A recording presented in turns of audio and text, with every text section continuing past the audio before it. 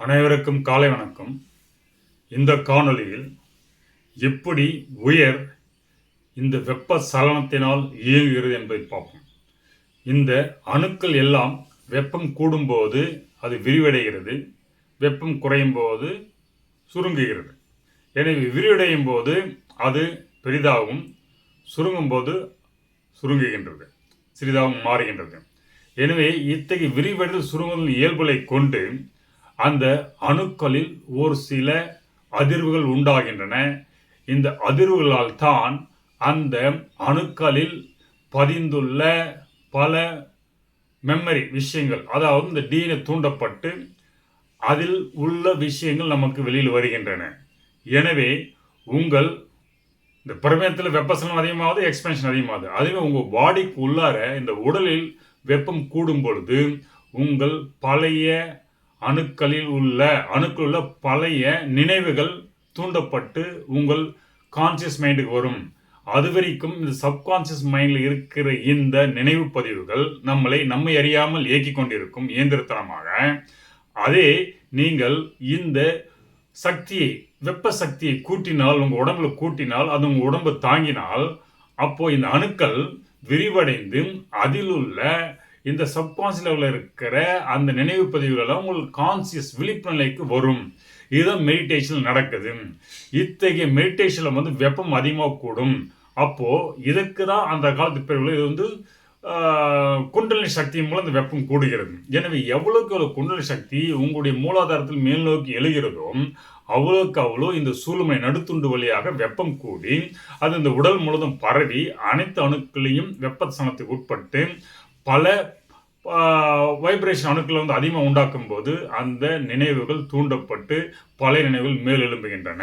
எனவே அணுக்களின் பிரதான இயக்கம் வெப்பசலனத்தில் இருக்குது. அந்த வெப்பசலனத்தில் நம்ம உடம்புல கொண்டு வரதுக்கு தான் இந்த தியானம் மெத்தட், குண்டலினி மெத்தட், அவைக்கு எல்லாமே. எனவே நம்ம வெப்பத்தை கூட்டிட்டோம். அந்த வெப்பம் வந்தால் நம்ம உடம்பு தாங்கணும். தாங்கல் என்ன ஆகும்? அந்த வெப்பமே இந்த உடம்பை அழிச்சிடும். அப்போ இந்த உடம்பை பல சித்தர்கள் இந்த உடம்பை ஒரு பெருசாக கண்டுக்கவே மாட்டாங்க. தான் இந்த ஆன்மா அப்படின்னு நிலை பெற்றிருக்கனால இந்த உடம்பு நடக்கிற விஷயங்களோ பெயினோ எதுவுமே அவங்களுக்கு ஒன்றும் தெரியாது. அதனால்தான் ஒரு சித்தர்கள்லாம் போயிட்டு அப்படியே காட்டில் உட்காந்து சுற்றி புதர் வளர்ந்து புத்தெல்லாம் வளர்ந்துன்னு சொல்கிறாங்க. ஆனால் அதை பொருட்படுத்தாமல் இந்த பாடி லெவலில் நடக்கிற விஷயங்கள், பாடியில் மற்ற விஷயங்கள் ஆட்கொண்ட போது அதை பொருட்படுத்தாமல் இருக்கிறது காரணம் என்னென்றால் அவர்கள் இந்த உடல் என்ற தன்மை விட்டு உயிரின் உச்சநிலையை, ஆன்ம நிலையை ஏதி அதில் லயித்துள்ளார்கள். அதனால் உடல் நடக்கிற விஷயங்கள், அந்த விஷயங்களை பொருட்படுத்தாமல் அவங்க அப்படியே ஆன்ம நிலைத்திருக்கும் போது தன்னை சுற்றி நடக்கிற விஷயங்கள் பற்றி அவங்களுக்கு எந்த சுயநினைவுக்கும் வருவதில்லை. ஆன்ம நிலையில் இருக்கிறதா அவங்க மெயினாக கனெக்ட் ஆகிறாங்க. பொருட்படுத்துவதில்லை, சுயநிலை பொருட்படுத்துவதில்லை. அப்போ ஆன்ம நிலையில் லயித்திருக்கிறார்கள். அதனால தான் மெடிடேட் பண்ணுறவங்க பார்த்தீங்கன்னா இந்த காடுகள் இந்த மாதிரி பல விஷயங்கள் அமைய இடத்துல நோக்கி உட்காந்துருவாங்க. அங்கே அவங்களை சுற்றி புதர்கள் மடி எது வந்தாலும் அதை பொருட்படுத்தாமல் அப்படியே அந்த ஒருமைத்தன்மையில் இயற்கையோட பிரபந்தத்தை இணைந்து இந்த தங்களுடைய உயிர் சக்தியை வெளிப்படை செய்து இந்த குண்டலினி அவேக்கன் பண்ணி அந்த வெப்பசலனத்தில் அப்படி லயித்திருப்பார்கள். அவர்கள் மலை போன்ற உச்சியான பகுதிகள் இமயமலை நோக்கி போக காரணமே அதுதான். இவ்வளவு வெப்பம் வரும்போது அந்த வெப்பத்தை இந்த உடல் தாங்க வேண்டும், இல்லை என்றால் அந்த உடல் அழிந்துவிடும். அப்போ அந்த வெப்பத்தை தாங்கிறதுக்கு தான் அவர்கள் உயரமான மலைப்பகுதியில், குளுமையான பகுதிகள் இமயமலை நோக்கி பல சித்தர்கள் சென்றுள்ளார்கள். அதனால தான் இமயமலை பார்த்தா சித்தர்கள் வாழும் பூமி இருக்குது. காரணம் என்னன்னா அவங்க குண்டலினி சக்தி அவைக்கன் ஆயிடுச்சுனாக்கா அது உயிரின் அடிமனதில் ஆழத்தில் உள்ள பல விஷயங்களை கொண்டு வரும். அப்போ நாம் இதுவரை பல ஜென்மங்கள் பட்ட விஷயங்கள் நமக்கு மெமரி அவைக்கன் ஆகிட்டு நம்ம நினைவுக்கு வரும். அதை நம்ம விழிப்புணர்வில் காண முடியும், அதை பதிவெடுத்து வைக்க முடியும். அப்போ அத்தனை நிலை நீங்கள் எத்த வேண்டும் என்றால் இந்த உடல் அதை தாங்க வேணும். அப்போ உடல் தாங்க நேச்சுரலாக இமாலய போய் உட்காந்துறாங்க. அப்போ அந்த இமாலயில் ஒரு குளிர் கூட அவங்களுக்கு பொருட்படுத்துறதில்லை. பல சாதுக்கள் எப்படி அந்த கடுக்குள்ளில் உட்காந்துக்கிறாங்கன்னா அவங்க உடம்புல இருக்கிற வெப்பம் அவ்வளோ அதிகம். அவுட் சைடில் இருக்கிற அந்த குளிர் இவங்களுக்கு ஒன்றுமே பண்ணாது. அப்போ இந்த வெப்பசம் அதிகமாக இருக்கும்போது அவுட் சைடு குளிர் பேலன்ஸ் ஆகும்போது நம்ம பாடி டெம்பரேச்சர் 97 டிகிரி ஃபாரன்ஹீட் ஆகும். அது அப்படியே மெயின்டைன் ஆகும். மெயினாக பாடி டெம்பரேச்சர் மெயின்டைன் ஆகும். பாடி டெம்பரேச்சர் மெயின்டைன் ஆகுனாக்கா அந்தளவுக்கு அவங்க இயற்கையிலே குண்டலினி சக்தி அவேக்கன் ஆகிட்டு அந்த பாடி டெம்பரேச்சர் அதிகமாகும் போது அவுட் சைடில் இருக்கிற டெம்பரேச்சர், கூல் டெம்பரேச்சர் பேலன்ஸ் ஆகும்போது அந்த நார்மல் டெம்பரேச்சர் பாடிக்குள்ள மெயின்டைன் ஆகும்போது அவங்களுடைய இயல்புநிலை அப்படியே இருக்குது. அதனால தான் வந்து அவங்க குளிரால் பாதிக்கப்படுவதில்லை, அவர் ரத்தம் உறைவதில்லை. இதெல்லாம் வந்து நம்முடைய அணுக்களின் இயக்கம். இந்த இயக்கத்தை எப்படி கையாள்வது என்பது நம்முடைய முன்னோர்கள் சொல்லியிருக்கிறார்கள், சித்தர்கள் கண்டிருந்துள்ளார்கள். இதை வந்து முன்னோடியாக சித்த பரம்பரையில் முன்னோடிய விளங்கியவர் எம்பெருமான் முருகன். அவருடைய அருளால் தான் எனக்கு ஒரு சில விஷயங்கள்லாம் வந்து எனக்கு தெரிவிக்கிறார், உங்களை நான் பேசுகிறேன். அப்போ இத்தகைய அணுக்கள் இயல்பு இருக்குன்னா சயின்டிஃபை இருக்குது. அதை பாடி லெவலில் எப்படி பண்ணுறது நம்ம சித்தர்கள் அறிந்தார்கள். அதே சயின்ஸ் வந்து தியரியெல்லாம் அவங்க சொன்ன தியரிகளை வச்சுட்டு மாடர்ன் சயின்ஸ் வந்து தியரிட்டிக்கல் அடிப்பில் பல விஷயங்களை வந்து கண்டறிந்து அவர்கள் விஞ்ஞானபூர்வமாக வெளியிடுறாங்க. அப்போ அவங்க பொருளில் அடிப்படையாக கொண்டு மேற்கத்திய நாடுகள் வெளிப்படுத்தி வாழ நம்முடைய கிழக்கில் வாழ சித்தர்கள் வந்து உயிரை அடிப்படையாக கொண்டு இந்த தத்துவங்களை கண்டறிந்தனர். எனவே என்ன விதத்தில் போகிறோம், நான் சொன்ன ட்ரையாங்கிள் பேட்டர்ன் தான் இந்த நம்முடைய உயிரின் இயக்கம். அதுதான் வந்து பசுபதி பாசம் சொல்லியிருந்தேன். அப்போ பசு வந்து இறைவனடி சேர்ந்து உணர்வின் மூலமா தொடர்பட்டு இந்த விஷயங்களை தெரிஞ்சுக்க முடியும். இல்லை மைண்டு மூலமா ஆராய்ந்து ஒவ்வொன்றை பார்த்து தெரிஞ்சுக்க முடியும். அதான் விஞ்ஞான பூர்வம். அப்போ இதுவும் விஞ்ஞானம், அதுவும் விஞ்ஞானம். ஒன்று பொருளியல், இன்னொன்று உயிரியல், அவ்வளோதான். அப்போ உயிரியல் மூலம் கண்டறிந்த ஞானிகள் நம்முடைய இந்தியாவில் வாழ்ந்த சித்தர்கள் பெருமான்கள். அதே வந்து வெளியில் இருக்கிற அந்த சயின்டிஃபிக் பண்ணுறவங்க அவங்க வந்து பொருளியல் அடிப்படையில் வந்து விஞ்ஞானத்தை அணுகிறாங்க, அவ்வளோதான் வித்தியாசம். அவர்கள் எந்த காலத்துக்கு இந்த உயிரியல் அடிப்படையில் சொத்துக்களை கண்டறிந்து விளக்குறாங்களோ அதுக்கு ரொம்ப டைம் எடுக்கலாம். பட் இரண்டுமே ஒரு பாதைகள் தான் நான் சொல்ல வரேன். அப்போ அப்படி இருக்கும்போது உங்களுக்கு இந்த உலகத்தின் தோற்றம் முதல் எல்லாமே தெரிஞ்சிங்கனாக்கா, உயிருக்குள்ளே போயிட்டீங்கன்னாக்கா, ஆன்மாவோட தொடர்பு கொண்டீங்கன்னா அந்த ஆன்மா பேரான்மாவோட தொடர்பு கொண்டு எல்லா விஷயத்திலும் உங்களுக்குள்ள கிரகிக்க முடியும், உங்கள் விழிப்புணர்வை கொண்டு வந்து பார்க்க முடியும். அப்படி அந்த பேர்மானுடைய அந்த பேரறிவை நீங்கள் உணர்ந்தால், நீங்கள் அந்த பேர்நிலைக்கு சென்று விட்டால், இங்கே வந்து ஒரு காரணக்காரமே இருக்காது, உங்கள் அணுக்கள் வந்து தானாக ஒடுங்கிடும். அப்போ பிறப்பே அவசியம் இல்லை, நீங்கள் செயல்படுறது அவசியம் இல்லை. அதுதான் முக்தின்னு சொல்கிறாங்க. இது எல்லாம் உயிரின் இயங்கும் தத்துவம், உயிரின் இயக்க நிலை. அப்போ அந்த உயிர் இயங்குவதற்கு இத்தகைய படிநிலைகள் இருக்குது. அத்தகைய படிநிலைகளை வந்து ஒரு ப்ராப்பர் டிசைனாக மெடிடேஷன், யோகா, பல முக்திகளை வந்து நம்முடைய சித்தர்களும் மகான்களும் வலியுறுத்தார்கள். இதில் முன்னோடியாக சென்றவர் பதஞ்சலி. அதை அழகாக சூத்திரங்களை வகுத்து யோக சூத்திரத்தை கொடுத்துருவோம். இது கிமு 700 நடந்த விஷயங்கள். இதெல்லாம் வந்து ரொம்ப பழமையான விஷயம். இதெல்லாம் வந்து எடுத்து ஒரு 2000 வருஷ காலத்தில் நீங்கள் பொருத்தி பார்த்தா ஒன்றும் புரியாது, தலையும் புரியாது, வாழும் புரியாது. அதனால காலகட்டம் இந்திய வரலாறை அறிந்து கொள்ளணும், இந்திய புராணத்தை தெரிந்து கொள்ளணும்னா உங்களுக்கு காலகட்டம் ரொம்ப ரொம்ப விஷயம். இந்திய புராணங்கள் வந்து கிட்டத்தட்ட வந்து 5 லட்சம் முதல் 3 லட்சம் வருஷத்துடைய நிகழ்வுகளை கொண்டிருக்குது. அதுக்கப்புறம் 1 லட்சத்துக்கு அப்புறம் தான் விஷயங்களே நீ கொஞ்சமாக வந்து சயின்டிஃபிக் அனலைஸ் பண்ண விஷயங்கள்லாம் மேட்ச் பண்ணி பார்க்க முடியும். ஐசிஐலாம் சொல்கிறல 20,000 வருடங்களுக்கு முன்பு என்று சொல்கிறார்கள். அப்போ இத்தகைய காஸ்மிக் ஆர்டரில் சொல்லப்பட்ட புராண விஷயங்களை புரிந்து கொள்ள வேண்டும். நீங்கள் அதுக்கேற்ப கால நீட்சி பின்னோக்கி போக வேண்டும். அப்போ அந்த காலம் என்ன, மக்கள் எப்படி வாழ்ந்திருப்பான், இன்னும் ஆதிவாசி நிலையில் இருந்தானா, இல்லை காட்டுமிராணி நிலையில் இருந்தானா, செமிப்பட்ட இடைநிலைப்பட்ட காட்டுவாசி நிலையில பண்பட்ட நிலையில் இருந்தால் எப்படி வந்து அந்த காலகட்டம் எவ்வளோ லட்சம் வருடங்கள், இதெல்லாம் பொருத்தி பார்த்து புராணங்கள் சொல்லப்பட்ட விஷயங்கள் என்ன, அவன் எப்படி வழிபாட்டு முறைக்கு வந்தான்.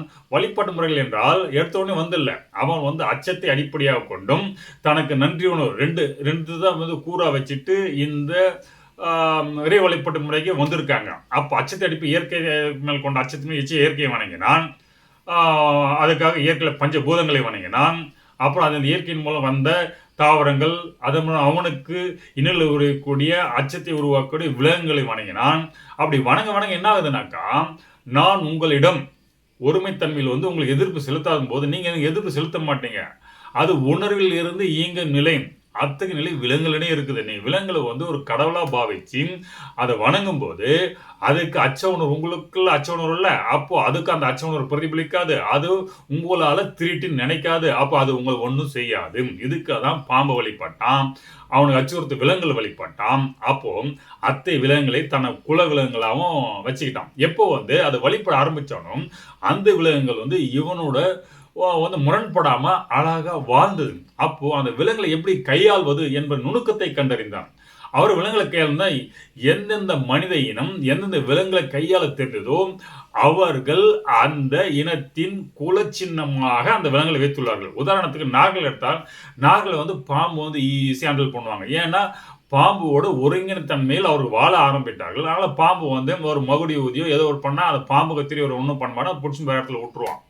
அது நம்ம போனால் தீண்டி விட்டுடும். அப்போ காரணம் என்னக்கா, அந்த பாம்புக்கு நாகலிங்கத்தில் அச்சம் இல்லை.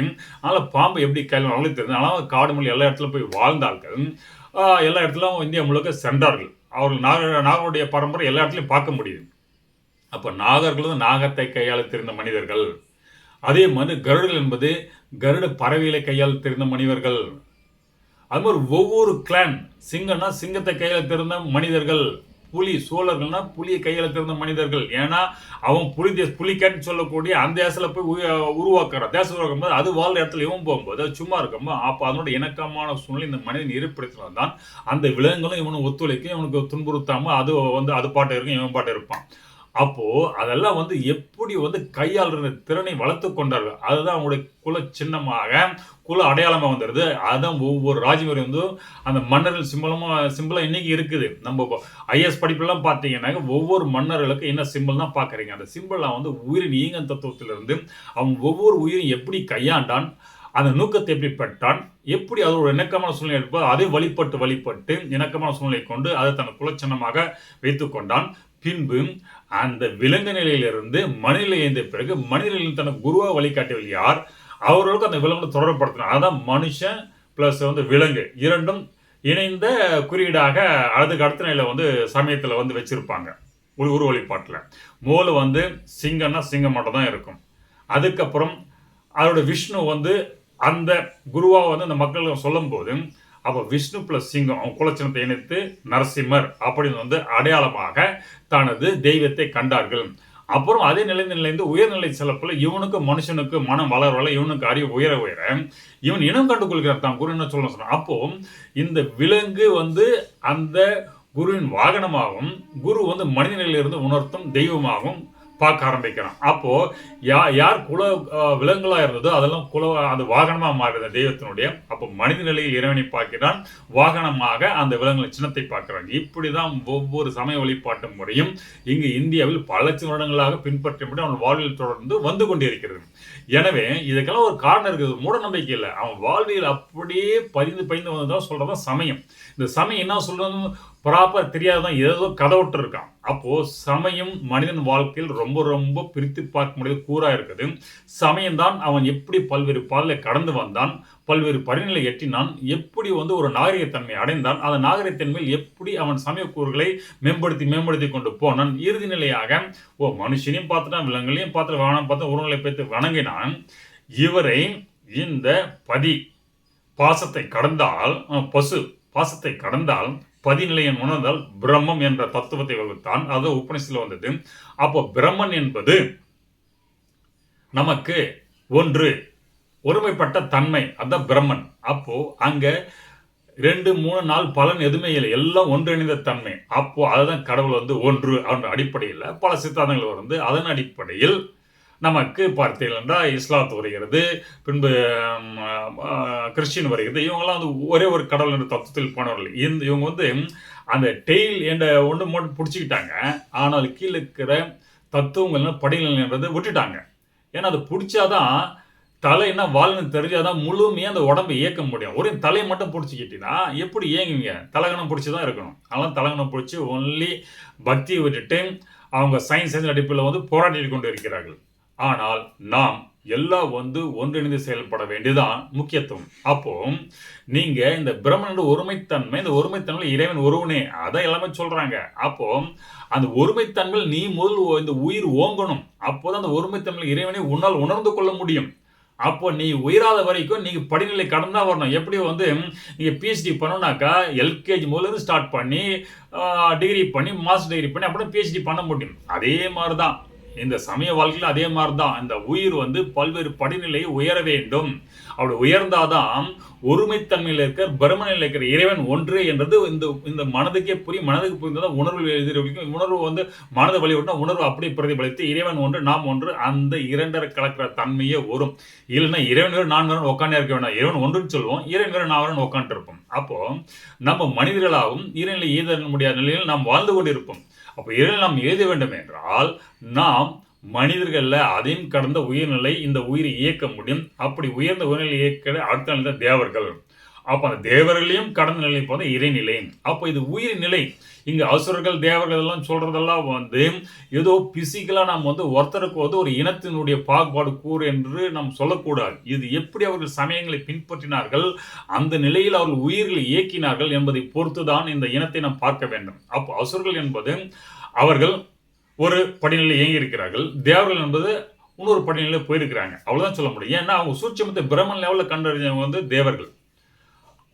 அவங்க இறைவன் ஒன்று எல்லாமே சொல்றாங்க. ஆனால் சூட்சமத்தை கண்டு இறைவனோட எப்படி இரண்டரை கலக்கிறது என்லைட்மெண்ட் சொன்னவங்க தேவர்கள். அப்போ தேவர்கள் என்ற இனத்தை பிடித்துக் கொள்கிறார். தேவர்கள் நிலையில் என்ற உயிரின் இயக்க நிலைன்னு பிடிச்சிக்கோங்க. அப்போ சிம்பிளா உங்களுக்கு புரியணும்னு வைக்கனாக்கா, மேலான அவஸ்தை, மத்திய அவஸ்தை, கீழான அவஸ்தைன்னு சொன்னேன். அப்போ கீழான அவஸ்தை ஒரு காட்டு மிராண்டித்தனமான மனித வாழ்க்கை நிலை. மத்திய அவஸ்தைன்றது ஒரு பண்பட்ட மனிதன் வாழ்க்கை நிலை.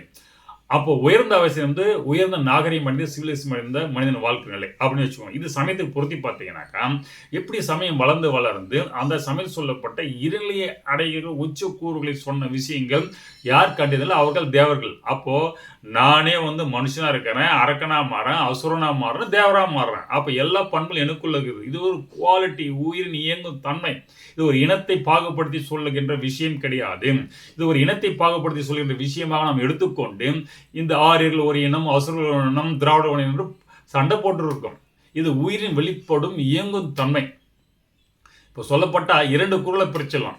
ஆரிய திராவிடம் சொல்றாங்க இல்லையா, அப்படின்னு ஒன்று நிலையே கிடையாது. அது உயிரின் இயக்கம். இப்போ ஆரியன் என்பவர்கள் நீங்க மனசை கையாள தெரிஞ்சு உங்களால பிரெயினை மேப் பண்ணி அப்படி உலகில் இருக்கிற விஷயங்களை புறத்தில் விஷயங்களை உங்களால் கிரகிக்க முடிந்தால் நீங்க ஆரியன்னு சொல்லிக்கலாம். திராவிடம் என்பவன் அவ்வளோ கஷ்டப்பட மாட்டான். இறைவனோட அப்படியே ஒன்றிணைந்து உணர்வுகள் ஒன்றிணைந்து மனசெல்லாம் போட்டு ரொம்ப இடையில கொண்டு வரவே மாட்டான். மனசை தூக்கி தூரம் வச்சுட்டு அன்பு, உணர்வு இதோட இறைவனை கனெக்ட் பண்ணிட்டு அப்படி அந்த உணர்வு நிலையிலே அதான் மொழி அதே மாதிரி தான். இதயத்தோட கனெக்ட் பண்ணி இறைவனோட போறவன் தான் திராவிடன் வச்சுக்கோங்க. அது தமிழ்ல இருந்து அப்புறம் வந்ததுதான் திராவிடன் பல கூறுகள் எல்லாம் போகுது. அதை நான் பின்னாடி விளக்குறேன். அப்போ இந்த தமிழன் என்றவன் இதயத்தின் மூலமாக இறைவனோட நேரடி தொடர்பு வச்சுக்கின்னு எல்லா விஷயத்தையும் கண்டறிஞ்சு உலகத்துக்கு கொடுத்துருக்குறான் வாழ்வியல. இது ரொம்ப கஷ்டப்பட்டு உயிரினத்தில் தேவனையும் போயிடலாம். ஆனால் நீங்கள் இதை பிரெயின் இந்த உணர்வை மேப் பண்ணி கொண்டு அதுக்கப்புறம் வர விஷயங்களை பதிவிட முடியும். அவ்வாறு பதிவிட்டவர்கள் தான் இந்த வேதங்களை பதிவிட்டு இருக்கார்கள். அந்த நிலைக்கு சென்றவர்கள் அந்த வேதங்களை இயற்கையில் பிறந்த அந்த விஷயங்களை எடுத்து பதிவிட்டு கொடுத்துருக்காங்க. இதுதான் அப்படின்னு சத்தியங்க சொல்லிட்டு அதை நம்மளுடைய தமிழர்கள் நாயன்மார்கள் பக்தியில் அப்படியே பாடிட்டு போயிட்டாங்க. அவங்கள இப்போ பெருசாக உட்காந்து கஷ்டம்லாம் படல. அவங்க இயல்பான வாழ்க்கையிலே உட்காந்து பாடிட்டு போயிட்டாங்க. ஆனால் இது ரொம்ப கஷ்டப்பட்டு இமாயில் உட்காந்து குளிரில் உட்காந்து இந்த மெடிடேஷன் டெக்னிக் பண்ணி ரொம்ப காலங்கள் தவம் இருந்து ரொம்ப கஷ்டப்பட்டு அந்த உயிர் ஓங்கி நிலைக்கு போகிறவங்க ஆரியன மக்கள். ஆனால் ஆரிய நம்ம புரிஞ்சுக்கிறோம், அவங்களும் தமிழன் தான். அந்த உயிர்நிலையில் இயங்குறவங்க இதே இதயத்தை தொடர்பு கொண்டு டைரெக்டாக வாழ்வியல் தான் வாழ்ந்துனே இருக்கிற அதே சமயத்தில் இறைவனோட தொடர்பு சகநிலையில் இறைவனோட தொடர்பு கொள்வது அவர் வாழும் வாழ்வியல் முறை தான் தமிழர்கள் வாழ்வியல் முறை. அந்த தமிழ் வாழ்வு விருது சென்றவர்கள் தான் திராவிடர்கள். அப்போ இது உயிரின் இயங்கும் தன்மை அடிப்படையாக கொண்டு தான் இங்கே பார்க்க வேண்டியது. இதுவும் இனமை கிடையாது. அந்த பண்பாடுகளை கொண்டு வாழ்ந்த மக்கள் சொல்லலாம். நம்ம வெளிப்படையாக பார்க்கும்போது இந்த உயிரின் இயக்கத்தன்மை இயங்குறவர்களே அந்த பண்பாடுகளாக கொண்டு அந்த பண்பாடுகளை கொண்ட மக்களாக பார்க்கிறோம். அதனால இவர் ஆரிய திராவிடர்கள் என்று வெளியிலிருந்து பார்த்து அடையாளம் கொண்டுள்ளார்கள். ஆனால் எல்லா ஊரே தமிழர்களும் இவர் வாழ்ந்துள்ளார் என்பதை கூறிக்கொள்ளும் இந்த காணொலி கண்டமை நன்றி. தேங்க்யூ.